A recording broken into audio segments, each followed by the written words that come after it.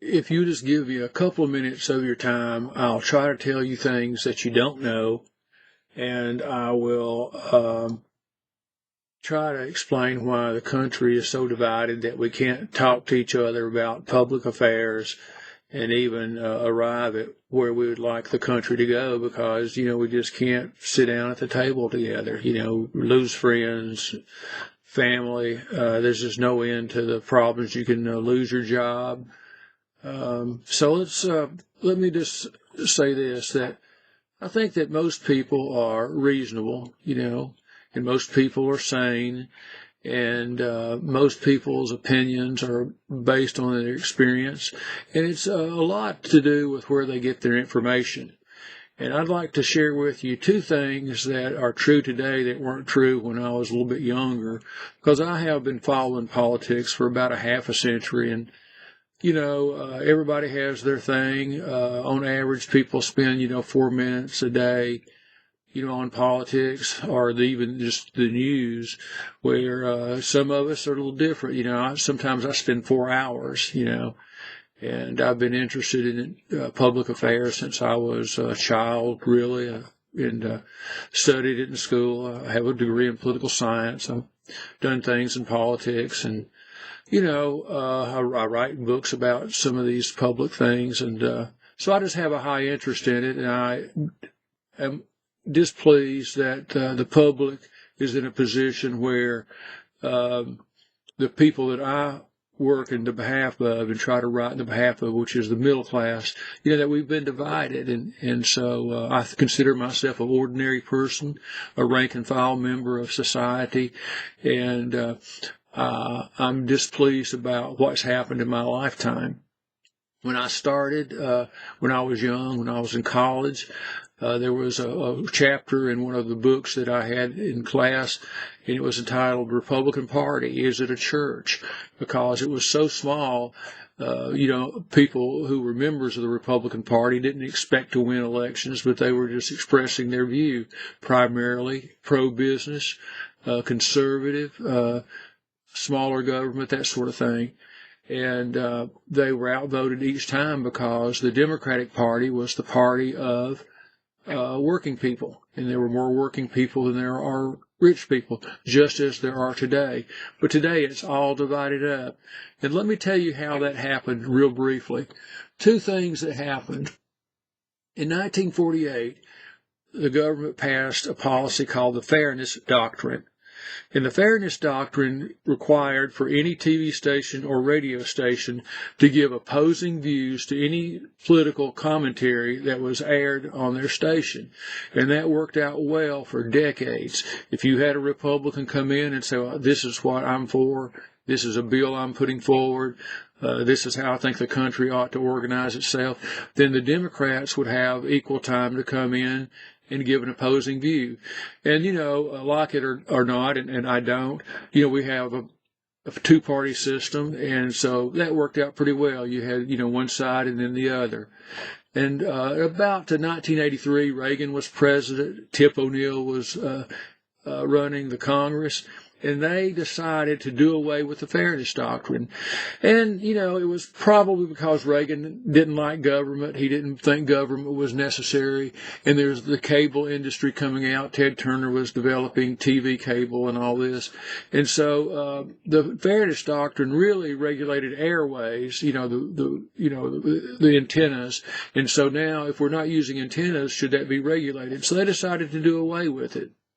And that led to the rise of people like Rush Limbaugh. If you remember, Rush Limbaugh had a radio program. Boy, he was very strident and opinionated and, repetitious every day. So that started chipping away at the working class in their views of politics. And along with that, of course, you had the Southern strategy started with Richard Nixon, where they started trying to find ways to break the Democratic stronghold by, we had, you can start anywhere. Willie Horton adds Bush. Reagan was famous for the welfare queens, and that welfare queen is still an issue today. Which the welfare queen that Reagan talked about wasn't even true. There was a lady who had embezzled, or whatever you'd like to call it, took more than she should have, about $7,000-8,000 in welfare checks. And Reagan went around telling people $35,000 there at home while you're working. And boy, we still have that envisioned today, and that's why we don't like welfare. But the truth of the matter is that welfare is about 1%. They have about 1% fraud, and it's just not as prevalent as people have it in their mind. I'm from Georgia, state of Georgia. They spent millions of dollars trying to have welfare tests, trying to be sure that, we want you to work if you're able to work. And you should work. And in one of my books, I outlined that I think that's a pretty good approach. But in terms of just welfare fraud, it's just not what people think it is.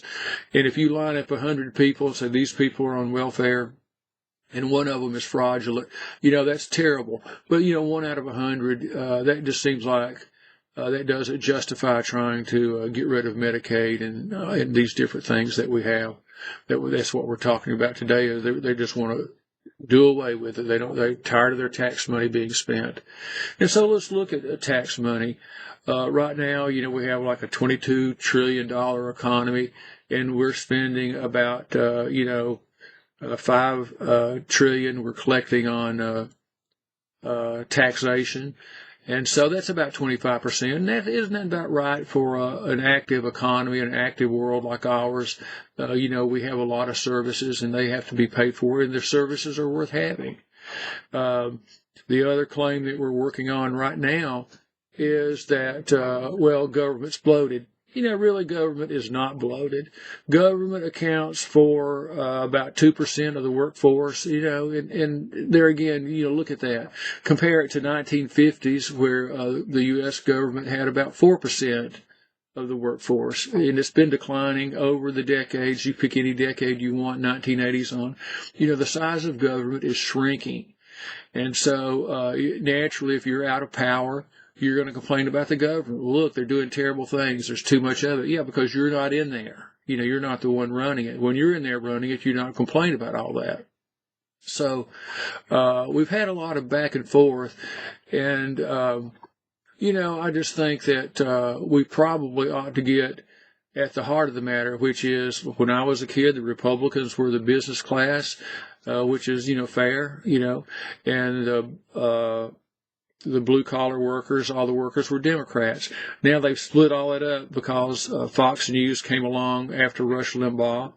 And, every night, it's in the background at every retired home you go into, they're listening to Fox News on the background. And it doesn't have to be fact-checked. We don't have the fairness doctrine anymore for someone to come in and go, well, that's only half true. Here's what's really happening. So over the years, you get the idea that government's terrible and, the world's going to hell in a handbasket, and it's not. This is a great world we live in. We do have problems we need to take care of, but I don't know that we have them ranked in the way that makes the most sense. We do, Biden did a terrible job letting Fox News and others talk about border problems and show pictures repeatedly of 20, 30 people coming over, more hundreds and thousands are on the way, and this kind of thing. But there's about 3% illegal aliens in this country. And, I think that all the people that are upset by this, you have to give them that. That's one issue I'd give them. Okay, we'll work on the border. But, you line 100 citizens up and 100 people in your country, and 3 of them are illegal. It is a problem. It needs to be addressed. But, 3 out of 100, maybe that's not the primary problem, particularly when, if they're illegal, they are paying taxes and they're not going to get it back because their Social Security numbers are fraudulent. So they're having money taken out, and it just goes into the government treasury, and they're not going to be able to get it back. So we need to solve that problem, and we need to also address all these things that Fox News has drilled into these people's heads, because they're citizens too, and they've shown you that at the ballot box. They're strong enough to put their person into the White House. So obviously, these are things that need to be addressed. But there's other things that we don't realize is that, we do have a deficit in this country, but we also have, several million people who, in all large corporations, who are paying less in taxes than they were, say, in the 1950s. John Kennedy was pretty famous for saying that a rising tide lifts all boats. And, he's the one who said, well, we have a 93% tax rate for the rich, and we need to drop that, it'll help everybody.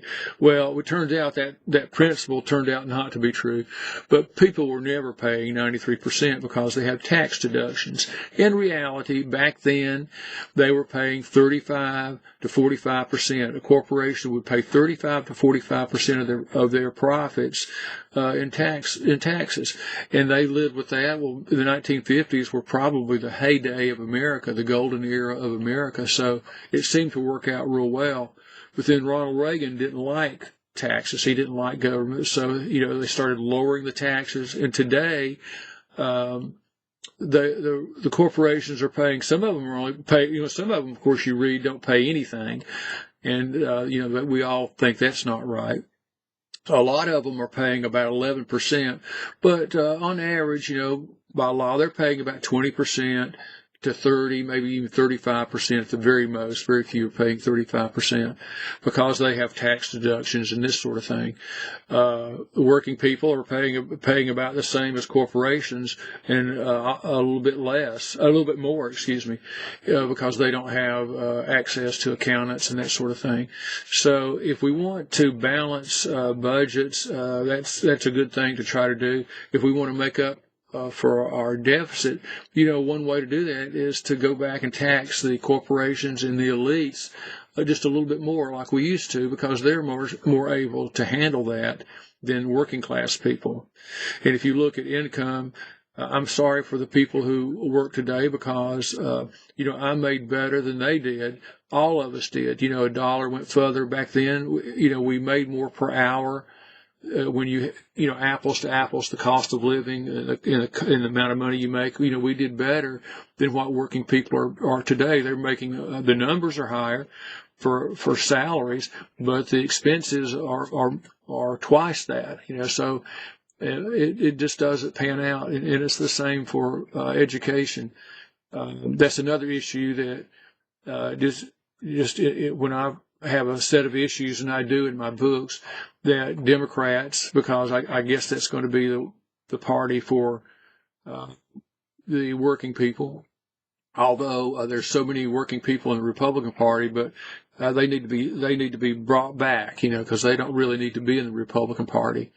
They need to be in the Democratic Party, and you have to have a thing to get there. You have to limit put a limit on taxation. You need to, they don't go to college, and so you need to, they don't value college, and they don't want to pay for your college.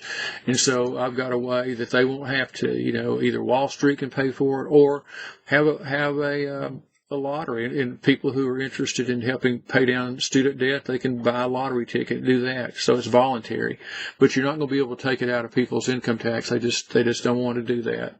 So, there are things that the Democratic Party could do, because you have to work in a political party. I've worked outside the political parties since the 1990s. I've worked with Ross Perot, liked Ross Perot. I'm sorry that in the end he turned out to be a little unusual when he, I talked to him one day on the phone. He didn't say anything, and 3 days later, my secretary comes out and said, "Well, Ross Perot said he's out of the race." That's, but I did stay with independents. I thought Bernie Sanders has a set of issues that would certainly help the working class people. Living wage, which I had written about, didn't even know who Bernie Sanders was, but, we all know now, he wants to increase the minimum wage to a living wage. And he wants to have universal health care, to which I say, if the American public doesn't want universal health care. They find it too socialist. I just have to remind them that it will save money, because usually Americans just want to save money. Whether it's socialist or not, it's no more socialist than the police force or the school system. But I'm not married to universal health care. I write about it a lot. I did 15 years ago. But if you don't want it, that's fine. Just give us a system that has about the same amount of cost as projected for universal health care. That's simple enough. And if you can't do that, then, we still have universal health care. There's your chance. Bring the cost down, or let's go with what the rest of the world does. So there are things that we could do to work together if we will quit saying, one thing is we've got to get away from red team and blue team. This is not a college rivalry, and so no matter what the red team says, you don't care what it is, you don't want to hear about it. I gave some people some figures the other day on something that we were talking about, which in every way shows, and I hate it when I do this to people, that their point of view didn't add up mathematically. And at the end they go, no, no, that's not, they're not going to change their mind, because it's not right now an analytical approach that people take. It's red team and blue team. We've got to get away from that. And I'm sorry that we can't have a new party. I don't have the energy for that. If someone does, I'm behind you. But at my age and my energy, I just don't have it left in me to try to start a party. It's way too hard. It's corrupt that the Democrats and Republicans have done that you have to get signatures and pay thousands of dollars to get on the ballot. It's totally wrong, but that's the way it is. So the way to get in so that you can have somebody to vote for who brings a set of issues for the working people is either, you got to pick a party or have candidates that say, well, this is what we're for, and whatever party is most prevalent in your area, just be in that party. But you've got to find a way, to change what we have now, because the elite in this country, and they don't necessarily all have get up in the morning and say, how can we take advantage of the working people? What they do is they vote in their own interest, and of course corporations lobby the government for things that they want. And there probably are a few evil people here and there, but by and large, it's people looking after their interest. And then, of course, you hire a guy and say, go up there and represent us in Congress, and he's really going to work night and day because that's his job, So there are some problems that we can take care of.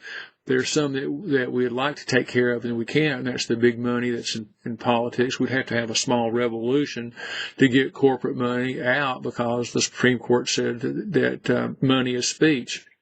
But the Supreme Court also says that a corporation is a person.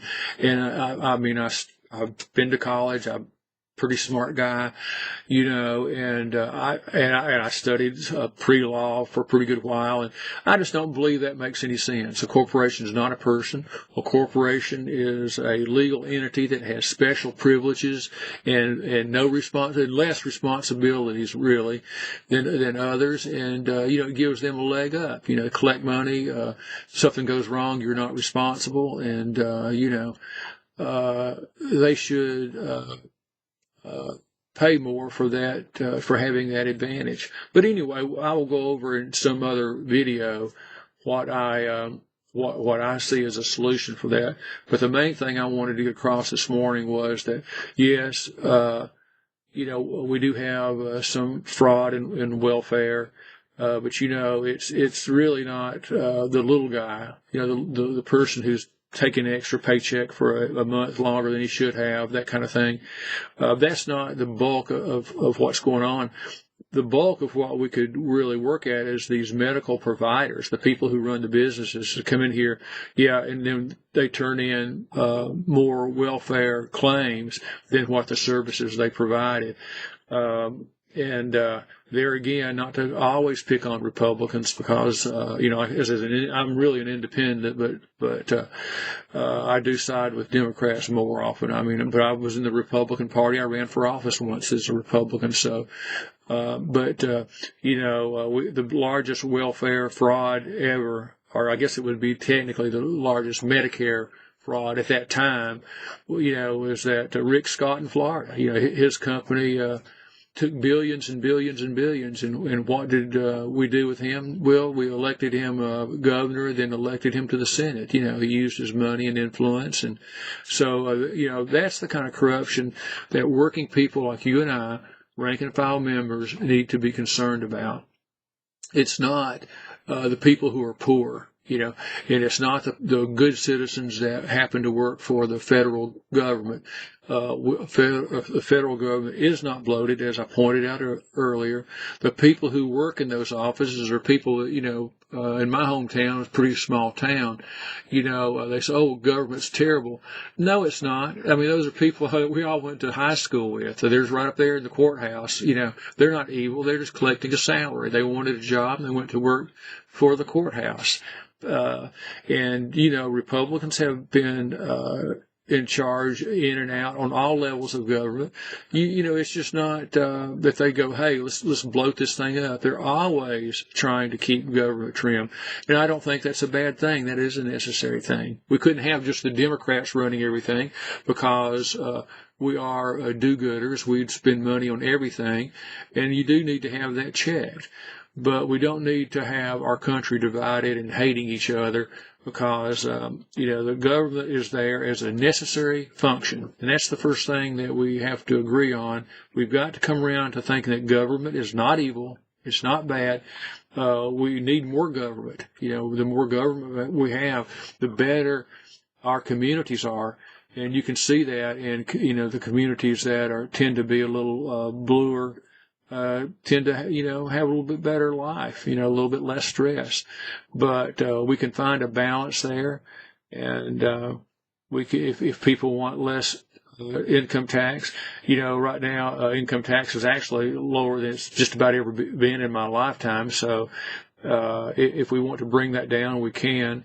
But what we need to not want to do is to keep helping the elites and the large corporations who are making windfall profits. We don't need to lower their taxes, which is what we have done in this last budget that has just been made here in 2025, and increase ours. If you make $55,000, your taxes went up under the Trump budget, $1,500. But if you're a billionaire, it was lowered by $36,000. So, that's not the way we want to do it. I'll come back in another video and give you every suggestion for what I think will bring people together and help build a middle class. But thank you for listening.